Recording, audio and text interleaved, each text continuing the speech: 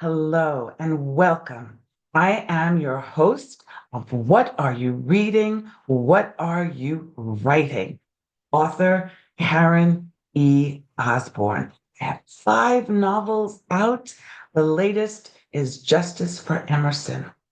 I am so glad that you're here. This is a space for readers and writers to come together and talk about books.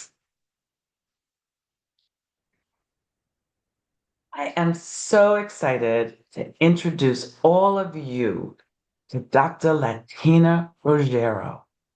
Hey, Latina. Oh, Karen, how are you? Good today. And I hope you are Yeah. too, because this is going to be such an interesting and maybe challenging conversation. Um, I'm just honored to meet you. You have written a wrenching memoir. That's not an easy thing to do. And you speak to painful times in your life. So when you were thinking about writing this, what did you hope? Like, who did you want to read this? And what did you hope they would take from your life experience? Well, it really I found it to be very interesting because I've always wanted to share my story just to be able to motivate and encourage people, inspire them. And so reading my book not only will help encourage and inspire them, but it also will inspire them to want to tell about their life and their story. Because what I found by when writing this book, it was healing for me.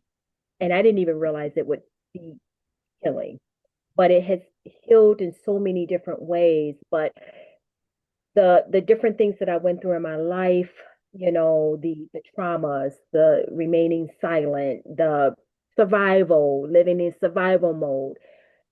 It really shows so many people because we're all kind of going through the same thing in our lives. We all have experienced something similar, but it really is to help people to get them to start realizing their own lives, Right. their own, Yes. Yeah, own it's a brave thing. It's a brave thing to, first of all, to just say it out loud to yourself. I mean, I'm a trauma survivor, as so many of us are, and it's something very cathartic about naming it and putting it out there. Do you have the copy of their book handy that you could show? it's here, and it's Memoirs of a Trapped Mind. What an excellent cover. Hold it up just a little higher, even though it blocks your face for a second. Look at that. That's a great, great cover. Memoirs of a Trapped Mind.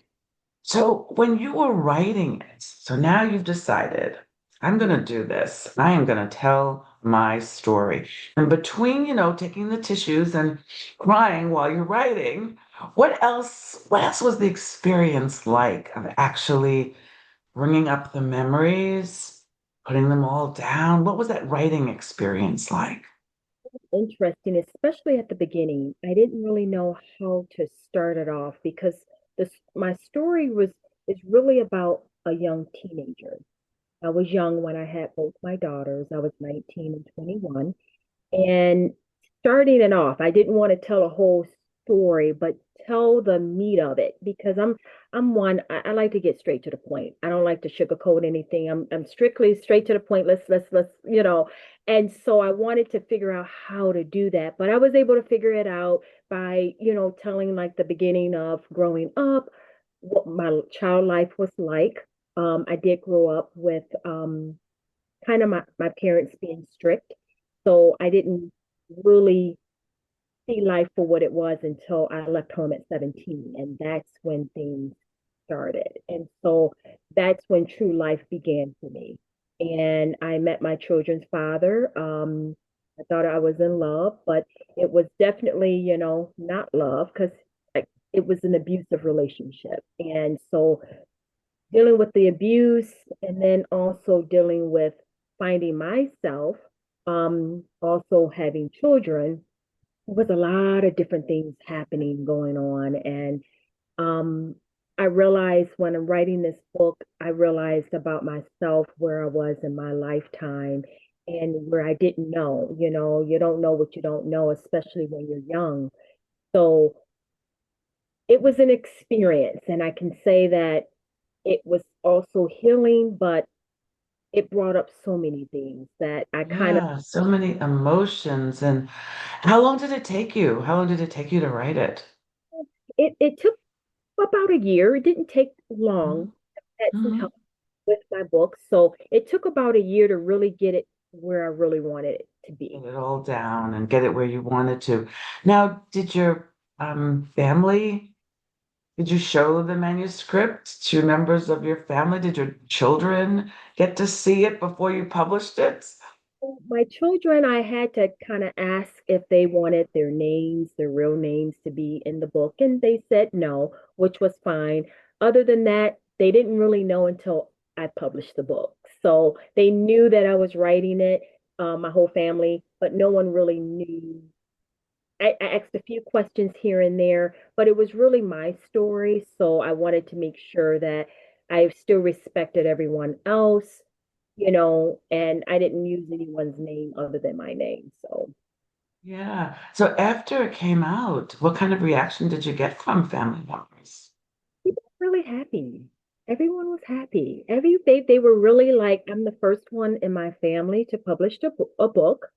So it was very a good thing. And unfortunately, both my parents are deceased. My mom passed away a year after I published, and then my dad passed away after he had dementia. So um, they weren't able to see the results of me being a published author. But both my grandmothers are still alive, so they were able to see. And so, it's always great when you know that I still have my loved ones that are older than me that are able to see and experience what I've been able to do in my life. So, Yeah, that's wonderful. That's a wonderful thing. I don't know that my parents or my grandparents would be happy with some of my revelations, but they were all gone. So oh, I choose to believe they would be just like your grandparents. happy. And That's that's what that's the way I'll go with it. You've written a companion workbook. So tell us about that. How, I'm reading your memoir and I have this workbook. What am I doing? Tell us about that. well, let me tell you why I decided to do this journal. I found Yes.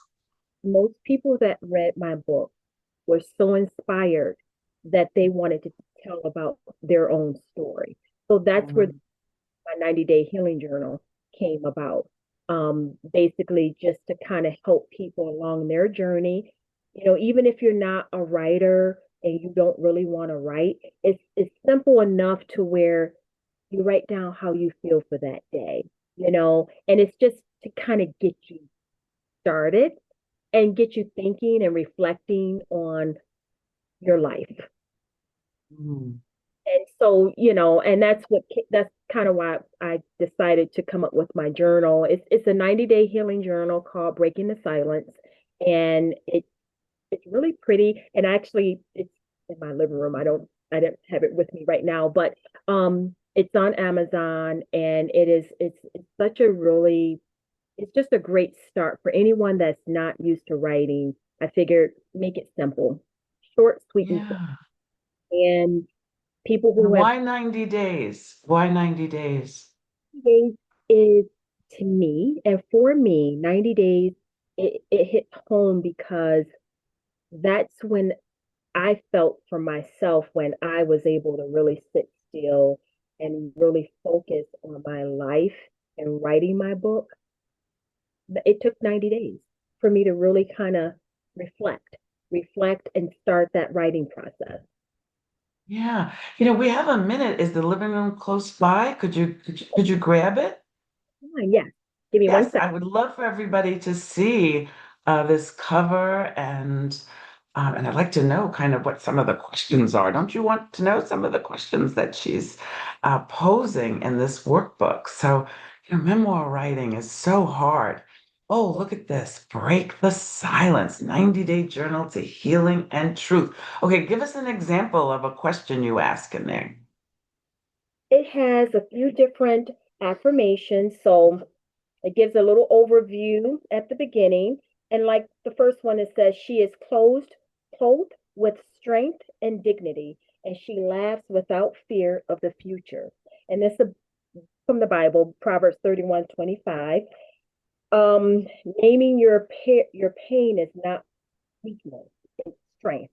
So it gives like little affirmations, like here, if you see just little lines that you can kind of write as you Yeah.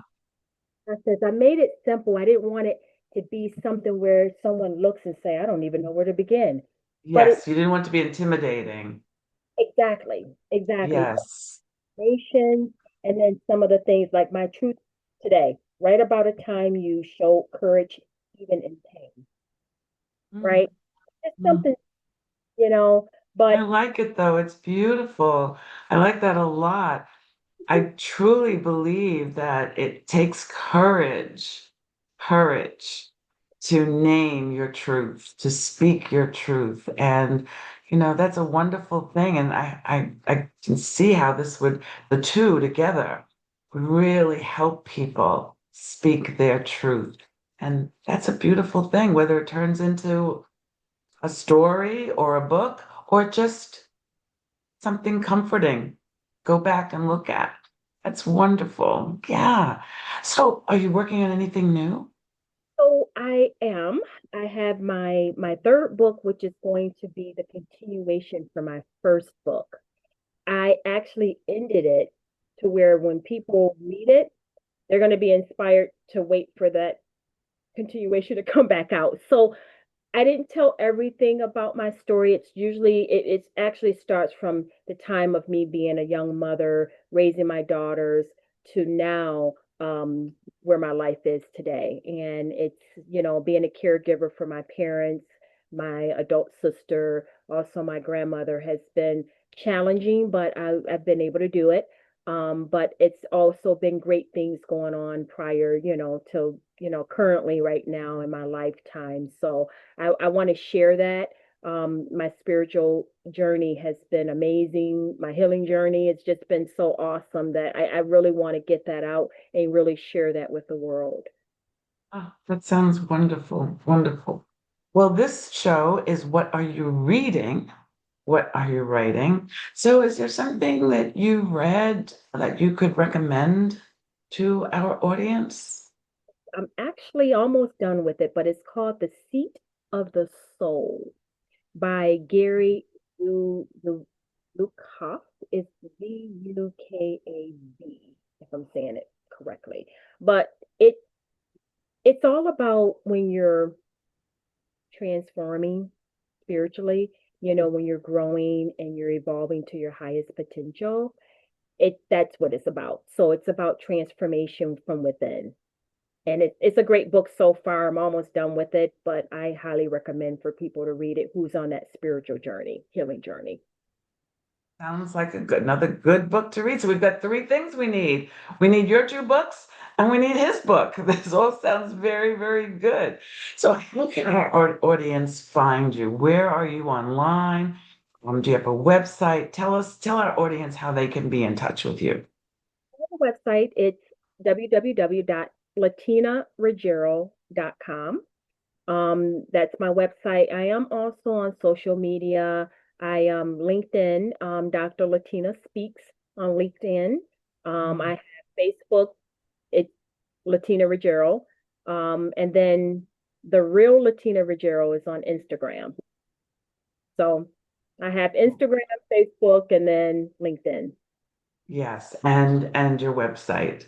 So that sounds really good. And all of you know out there that you can go on Amazon, you can buy her books, you can go to your library and ask them if it's not there, ask for it. You can go to your local bookstore, your independent bookstore, Barnes and Noble, and if you don't see it, just ask for it. That helps us as writers so much. And I know that you will read her book and you will write a review because you know how much that helps us too. so much. Yes, it does. Right? So much, so much. Well, this has been such a pleasure. It's been a lovely, lovely time with you. I thank you so much for joining us. And I thank all of you for joining us. And I hope I'll see you next week on What Are You Reading? What Are You Writing? Have a great week, everybody. Bye.